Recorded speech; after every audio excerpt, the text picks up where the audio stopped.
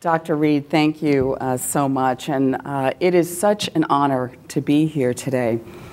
I want to say last year when Dr. Reed called me and told me that I'd been nominated to give this lecture, I was absolutely thrilled.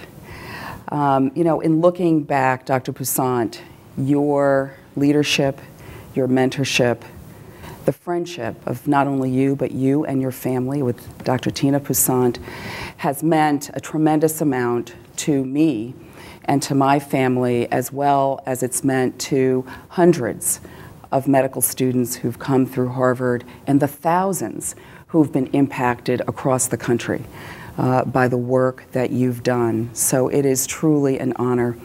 And Dr. Reed, I am so proud of the work you do, pushing the boundaries, moving Harvard Medical School forward in new directions. So thank you. So I want to take us back to the day in March 1965, when the collective action of many people advanced the course of the civil rights movement. You, Dr. Poussaint, a physician and a leader in the movement, your courage to lead and to advance desegregation in healthcare facilities and to ensure equality in access to care, your courage not only to march in Selma, but the courage that it took to know that if violence broke out, it would be on your shoulders to lead the rescue effort in the deepest parts of the Jim Crow South. You and all those who were with you in Selma and in the movement knew that there was a greater vision. You knew that it was not just for yourselves, not just for the people of Alabama, but you knew that there was a grand vision, a vision for a better and more just society, and one that would benefit not just blacks, but blacks and whites and all people. So why are we talking about the civil rights movement today? Because health, the right to health care, the ability to live a healthy life are among the most basic of human rights. And it is the unfinished work of the civil rights movement. Health is the unfinished work of the civil rights movement. You and your fellow physicians played an important role, as you still do today. And today, I really want to challenge us to consider what is our broader vision that goes beyond a discussion of healthcare to a unifying movement that builds communities of healthier people. And where are today's leaders in that movement? Do we have a role in the movement? It's been my experience being deeply immersed in both healthcare and public health that has led me to a conviction, to a philosophy, that achieving health really must be the driving force behind all of our work. From the basic scientist to the physician who's doing the most complicated of procedures, to the primary care doctor, to the public health professional. And it's been this philosophy that has guided our work at the Connors Center, whose mission is to improve the health of women, both locally and globally. And through improving the health of women, who tend to be the caregivers and the keepers of health in the family, we improve the health of entire communities. It's essential that we now reframe the conversation from health care to the achievement of optimal health for all of those in the United States. And just as the civil rights movement relied on leadership, health cannot be achieved without leadership. We need leadership to break down institutional walls. We need leadership to promote true collaboration and integration between healthcare and public health. So I've had the privilege of working in the field for 2 decades. It's a little scary to think about that, but 2 decades. But it's become clear to me that we do need a new movement, and one that mobilizes the passions of people demanding health for themselves and for others. And if we're going to start a movement, then it's important for us to first re-examine the lessons of prior movements, most importantly, the civil rights movement, and then look ahead for what we can achieve. As we examine the lessons of the civil rights movement, I want us to really take a much closer look at the particular case of blacks obtaining the right to vote. 2011 happens to be the 150th anniversary of the beginning of the Civil War. And the Civil War ends with the Reconstruction Acts, one of which is the 15th Amendment. The 15th Amendment prohibits the denial of the right to vote based on color, race, or being a former slave. What happened after the adoption of the 15th Amendment? And that was in 1870. Was a constitutional amendment enough?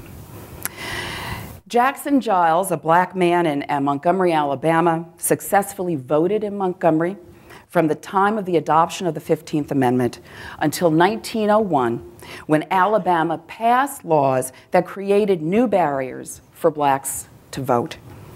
In 1903, Jackson Giles sued the Board of Registrars in Montgomery, Alabama, and the United States Supreme Court Justice Oliver Wendell Holmes, by the way, a native of Massachusetts, refused to intervene to protect Jackson Giles's constitutionally protected right to vote. This was viewed as a matter of states' rights versus federal intervention, and essentially Holmes ruled for states' rights. And this really led to the continued systematic disenfranchisement of blacks. So I want us to think about the parallel to healthcare reform and a movement for health.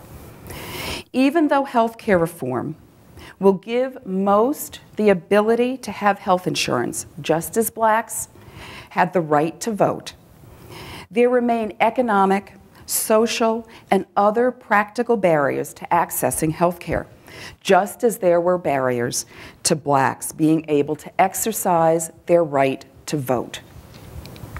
We can also draw additional parallels.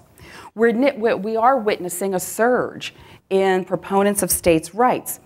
And as a result of this, we are going to be fighting the healthcare war on many battlefields. I just want us to remember that it was only last week when a judge in Florida ruled that the Affordable Health Care Act was unconstitutional. States' rights. Let's fast forward to 1960. Dr. Charles Good Gomillion Lightfoot versus Lightfoot.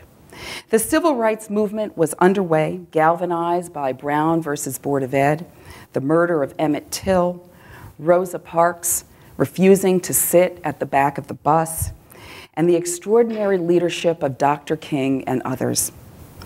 In Gomillion versus Lightfoot, the Alabama state legislature gerrymandered all but a handful of blacks out of the city of Tuskegee, Alabama, because they were afraid that blacks were beginning to gain too much political power. The Alabama legislature took what had been a square, Tuskegee looked like a square, and they gerrymandered it into this very bizarre 28-sided figure. And once again, this prevented the vote for blacks from essentially counting. They could exercise their individual vote, but it really didn't count. They were gerrymandered out of the city.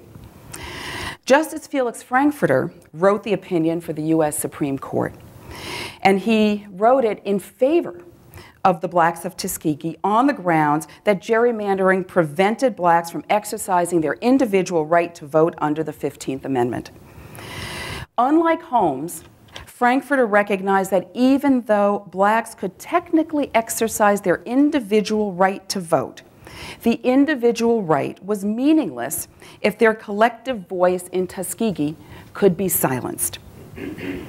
The correlation with health is clear. One individual being able to access health care does not necessarily mean or lead to a healthy community.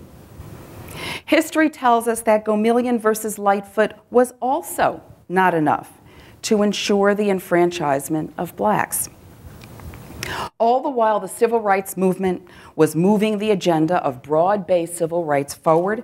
It engaged blacks and whites, women and men across generations.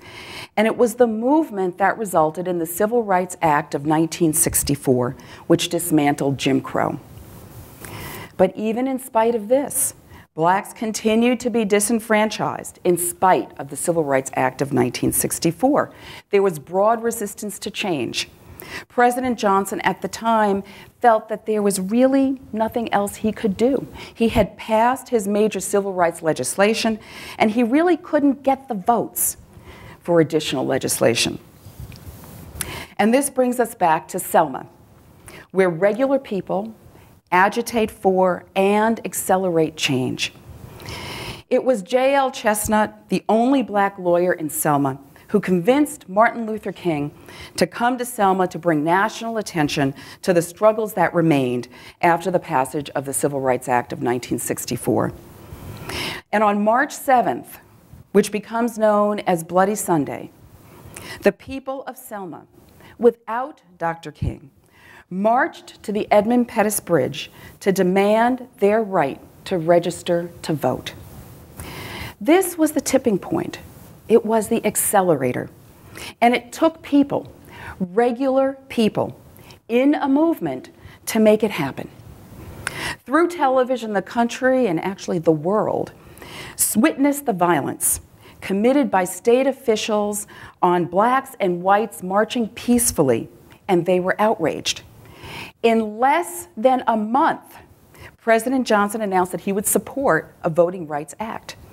And within 5 months, the Voting Rights Act of 1965 was passed, and after this, blacks then gained the right to vote in earnest.